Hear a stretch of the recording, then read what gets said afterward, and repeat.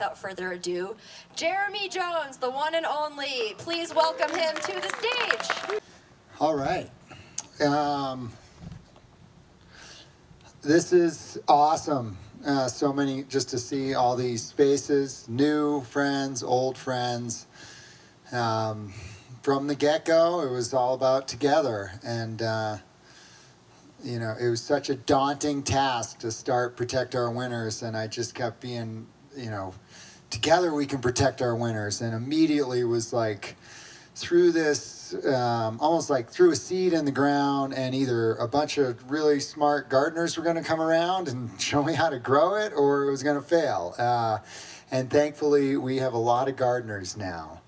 One of the things that people used to say early on, and Conrad pointed out to me that it's been 12 years. He's got better math than me. I could not figure out that math, but we've come a long way in 12 years, but it's wild to think, because when I started Protect Our Winners and I'd give these talks and I'd show the, kind of that hockey stick graph that you saw in Inconvenient Truth, and people are like, well, are you seeing it? And I'd kind of tell the story about glaciers and things of that nature, and now nobody's asking about if we're seeing the effects of climate change. You can just kind of look right over there.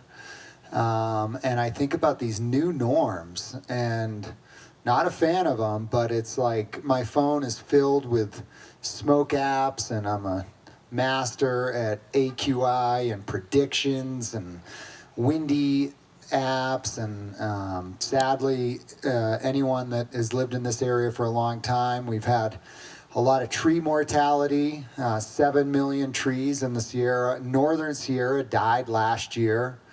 And I just bring that up because this is the issue of our time.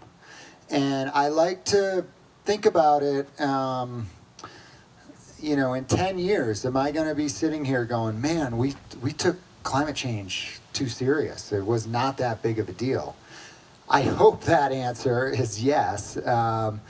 But, we really, we are very fortunate to be here and be born into this country, and we have, it is our duty to take, to utilize our opportunities that we've been given, and ideally hand off a better planet to these future generations. And anything short of that, I think, is a real disservice.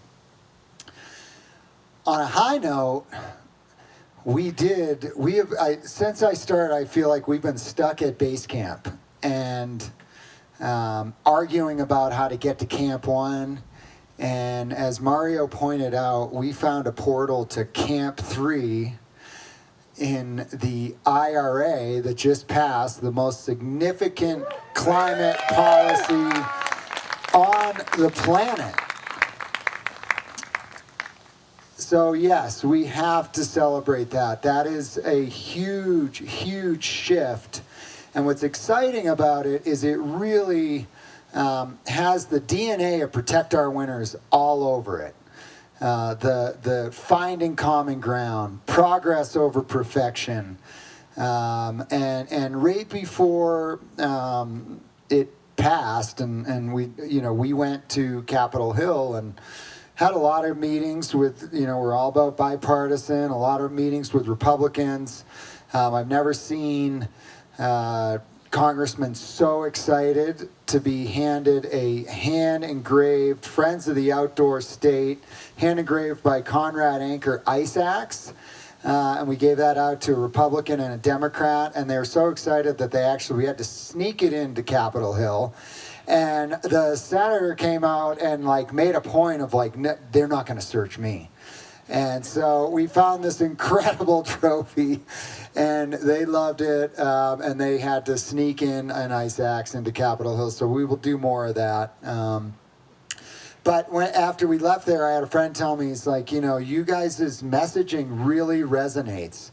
And this is a friend that works on Capitol Hill, not in climate, and it was really cool to say, you guys really strike a chord with them. Just the way, our common ground, bipartisan approach, and we see it in this bill, and I think it's something that we should all be really proud of.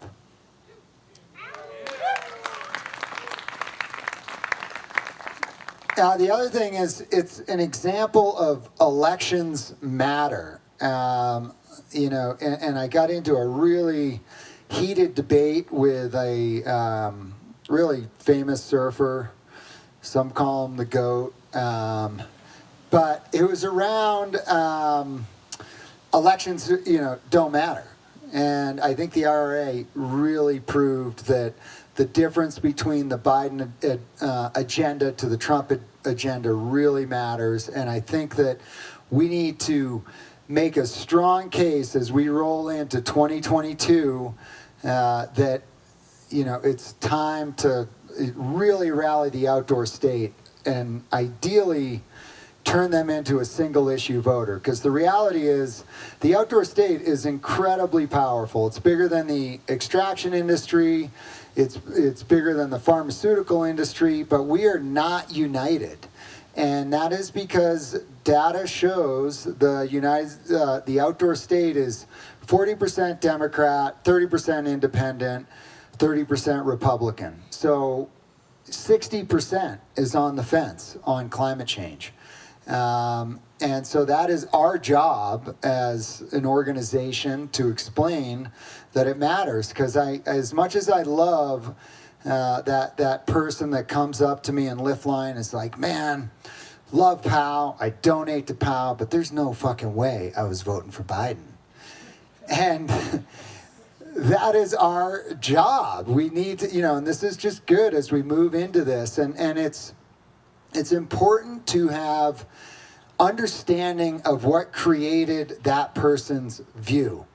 And that is that behemoth that we picked a fight with 12 years ago called the fossil fuel industry that spent $70 million filling climate deniers in Congress, their coffers, and marketing climate denial. Exxon last year spent $100 million in marketing. And an example of one of their campaigns, they have this amazing ad. I listened to it on the radio, and it's about this algae, and algae's going to get us out of this. And they spent $30 million on the ad and $2 million on investing in algae. So as we dive into the wonderful, loving world of elections, it's important to have empathy for your critics. Understand what created them. And it's not by chance that these are generally white males, often from these swing states, because they have been marketed to so heavily. And so it's just, it's important to, understand that as we move forward. And so, yeah, that's kind of where my head's at moving into this next election. Let's support each other. Let's figure out. I'm happy to see we got the creators here. I really feel like climate is a marketing issue. Let's think, put our heads together. Let's make it fun. Let's make it witty. It doesn't all need to be doom and gloom. Let's make it inspiring. Let's tell stories. We need to bring depth to this conversation, and we need to do it all together because collectively we can protect our winners. And on that note, I want to bring up the awesome Mario, who added me. He wrote on my notes that I do need to call out, and I have these anyways, that I love Mario, I love POW, and I love Maddie, and I love the High Camp crew. So thank you.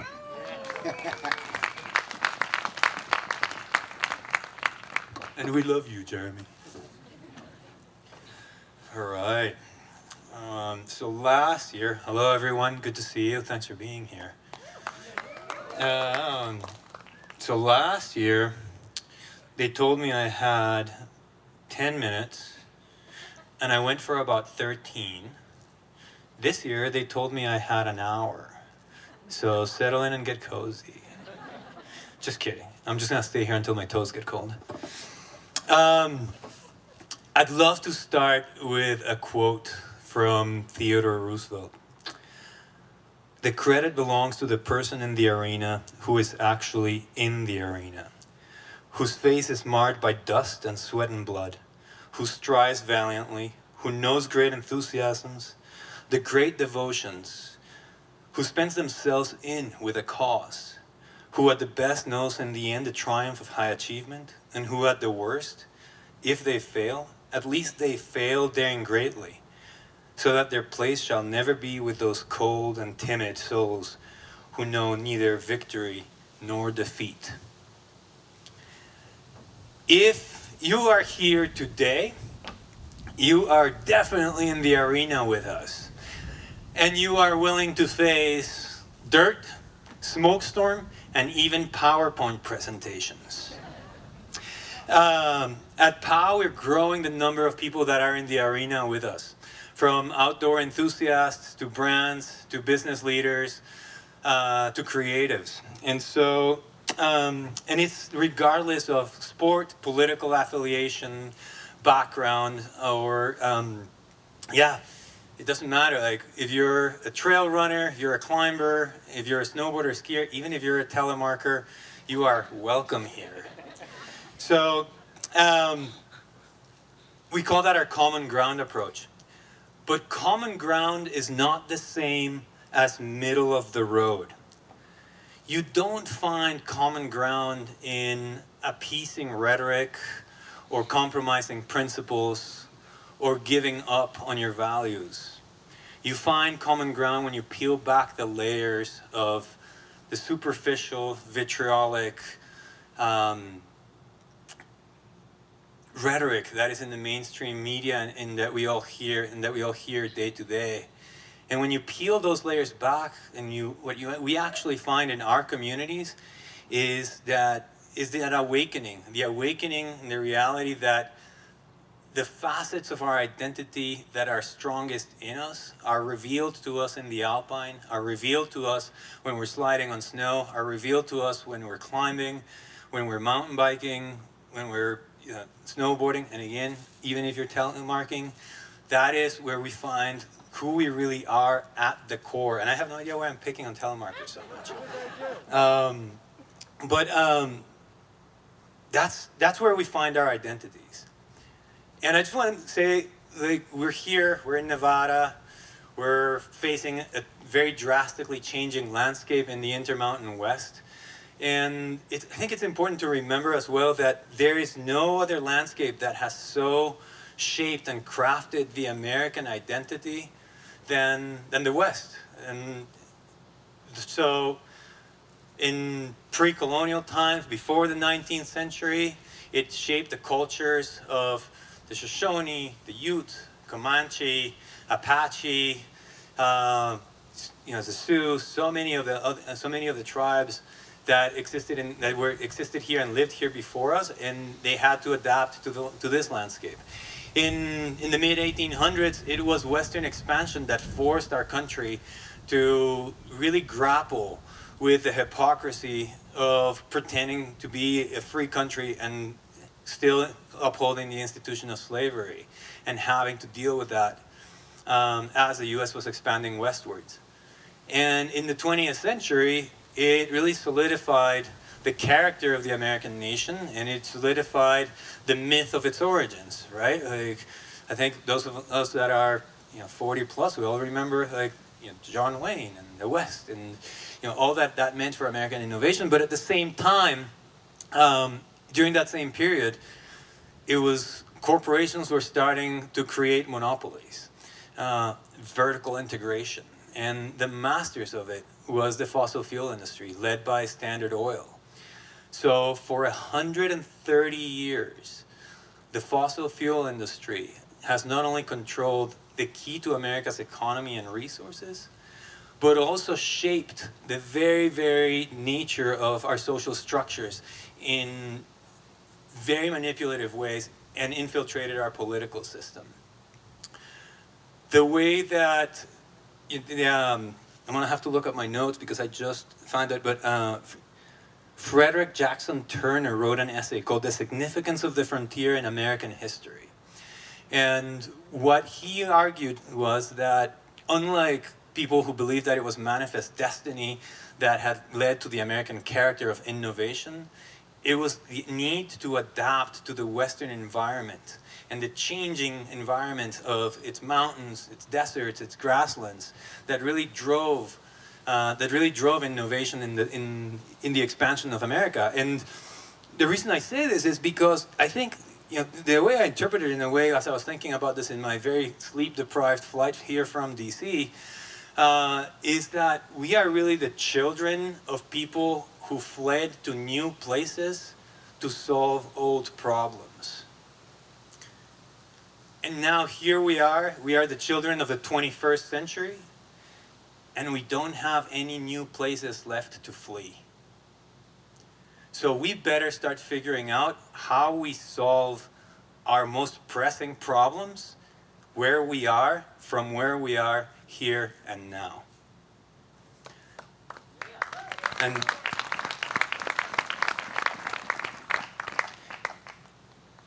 I believe that the work of finding common ground is going to mean that we need to evolve how we source, distribute, and consume energy in the 21st century.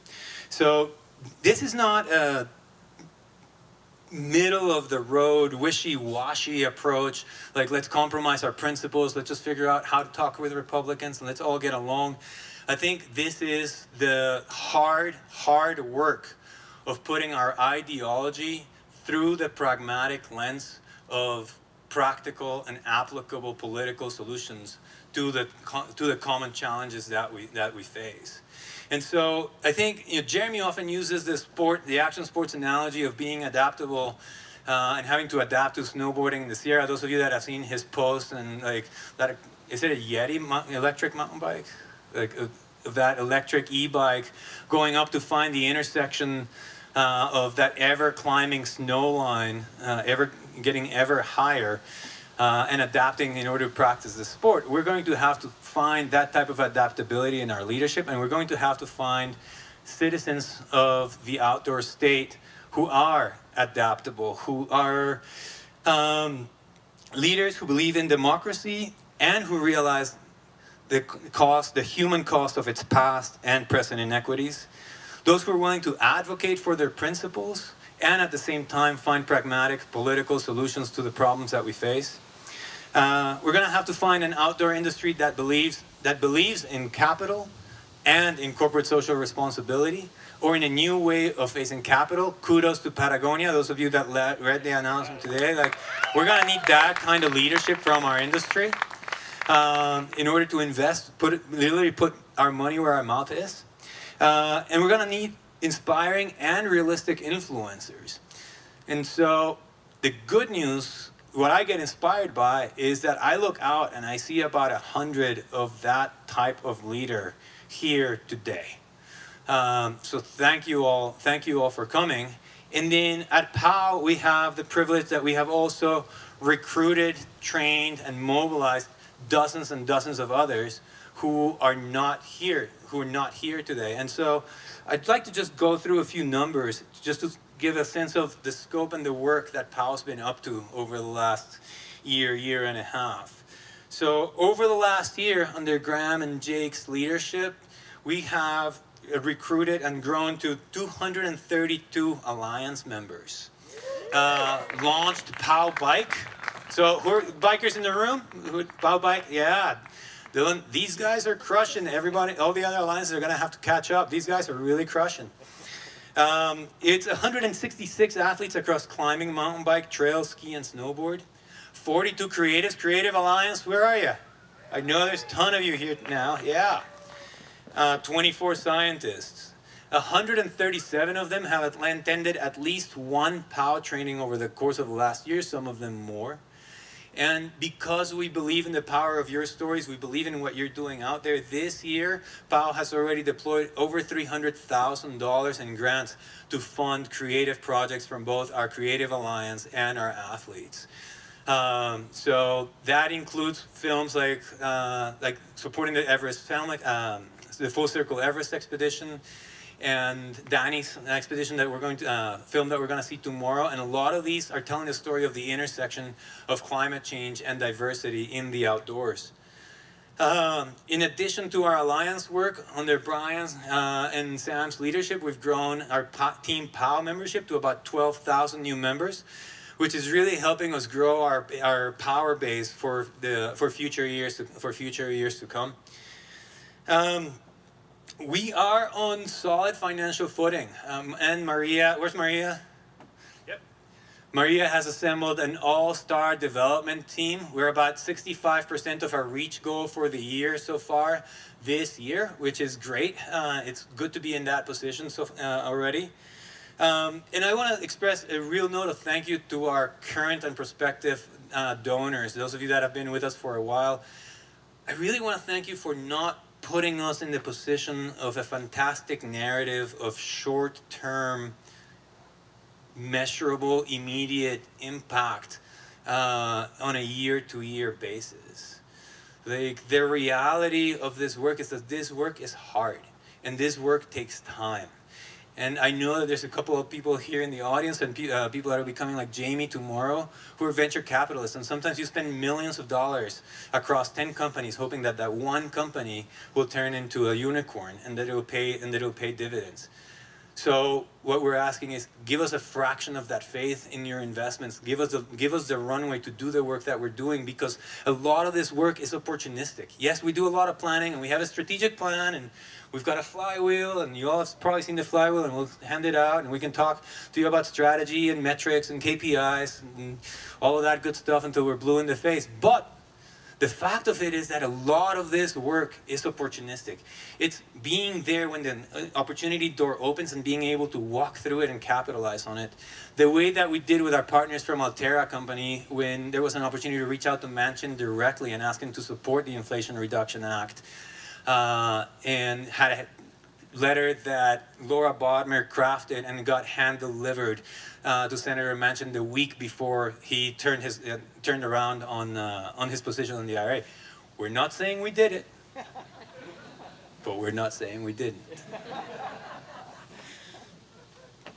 But so our team has grown. We're now 27 people, grown from 5 people 5 years ago. And we've just brought on 3 new key positions. One is our strategic partnerships director, who's here, Patrick. Where are you? Would you? Yep. There you go. Yeah. Happy to have Patrick on. And a new social media director, John. Where are you, John? Like literally, I think this is your. Yeah. What is this? Day number 3?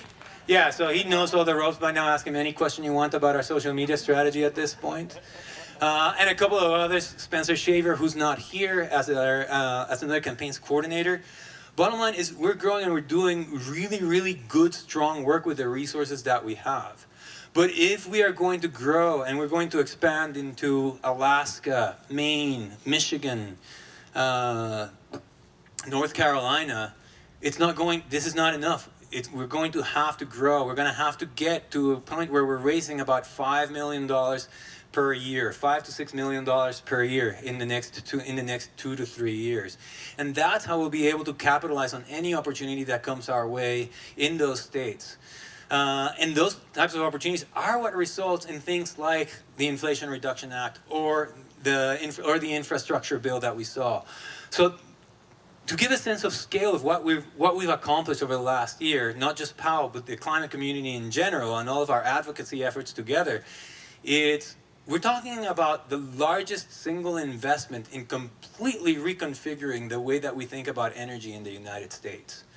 And so we're talking about tax credits for capital investments that will leverage literally trillions of dollars into the economy, create 9 million jobs that are going to be long-lasting jobs in a new energy economy, develop a domestic workforce, develop domestic infrastructure, lay out a 500,000 electric vehicle chargers infrastructure across the entire country to change the way that we actually get around, with the intention of moving all of this to a domestic manufacturing, so bringing manufacturing back. If that does not resonate with conservatives, innovators, progressives, and all of us, I really don't know what will. This is the future. This is the way that we reinvent how we exist in the 21st century. So we're working really hard, we've worked really hard not only on promoting the IRA, but also it's now time to think about what happens next and what's the work that we need to do in 2023 to actually make sure that this gets implemented. Because like I've said it to the team several times, but the geochemistry of the planet doesn't really give a shit about legislation. It only cares about emission reductions, and it responds to actual emissions reductions and from the sources of the electrons that flow throughout our grid. And so $369 billion on legislation don't mean anything until we're able to deploy them into actionable projects. And in order to do that, there's two main obstacles right now. One is interconnection and transmission, and we'll talk about that over the course of the next day or two. And the other is permitting at a local and state level. So we have to solve those two problems. One is one of culture and political will. The other one is one of investment and policy. And over the next year, we already have plans. Lindsay and her team have been like cooped up in their little like policy wonk town, figuring out exactly what it is that we're going to do and how we're going to do it. And I like it. We're looking at policies and projects. We're working really closely with the administration to figure out what projects need our support and where can we add the most value to get these projects deployed. And they're really grateful to have our cooperation in there, and they believe that we can add value in this space. And we're also talking across both sides of the aisle to both House Republicans and Democrats to work on a bill that would reinvest some of the money from this bill and from projects that launch into outdoor communities in the places that they are deployed, with the goal not only of redirecting that investment and benefiting the community, but also to spur civic engagement at the local and state level on issues that people usually don't care about. So we'll talk about that as well, and this all needs to happen. But in order for any of this to move forward, we need to have the right leadership in place. We need to have the right elected officials. We need to have the right policies, and we need to have the public support that is really driven by influencers like yourselves in 2022 as we go into the midterms and in 2023. Because ultimately, we got to solve this again. We got to solve this where we are. I am originally, as many of you know, I'm originally from Guatemala, and I just spent 2 months in Maine. And they've got, you kind of have to relearn your lingo when you're in Maine. And it's like, a hill is a mountain. And so, but that's fine. I can get used to that. So here's a short story. Some of you might have heard this already, but how many of you remember like the heat wave that we had in July, no matter where you were in the country? Yeah, exactly. So across from where I was staying, the camp that I was staying at, there's a hill, and it's got a mountain bike trail, and it's about 600 feet, 700 feet in elevation. And to get there from where I was, you can either go around on a road and then get to the trailhead, and it's about 9 miles, or you go across the lake, which is about 1 mile. So I didn't want to mountain bike or ride a bike in the middle of a heat wave on asphalt. So I did what I thought was the logical thing to do. I put my mountain bike in the canoe and then paddled across at 7 a.m. in the morning to the trailhead on the other side. And when I got there, I took my mountain bike out of the canoe and I moved it over to, put it over by the tree, and I went back to tie off the canoe. And then when I was coming back to get on the mountain bike, there was this old timer walking down. And he looked at me with slight confusion in his eyes and says, where, I can't do it in a Maine accent. Lindsay, you're gonna have to help me out here, but where you headed? Or something like that, right? And I was like, well, up Gold Palm Mountain. And he looked at me again and was like, oh, I thought I just saw you get out of that canoe. And I was like, yeah, I brought my bike over in the canoe in order to go up Gold Palm Mountain. Without missing a beat, this guy's about 78, 80 years old, looks at me deadpan and goes like, you from away? And yes, I am from away. I've always been from away, pretty much no matter where I've gone. But a couple of days later, I'd made friends with a climbing guide at a camp, who's also a climber. We were out and about, and I was again with what I consider my people. And the fact is this, like, all of us here are from away somewhere, but the outdoor state is everywhere. And everyone here, y'all are my people. Thanks for being here.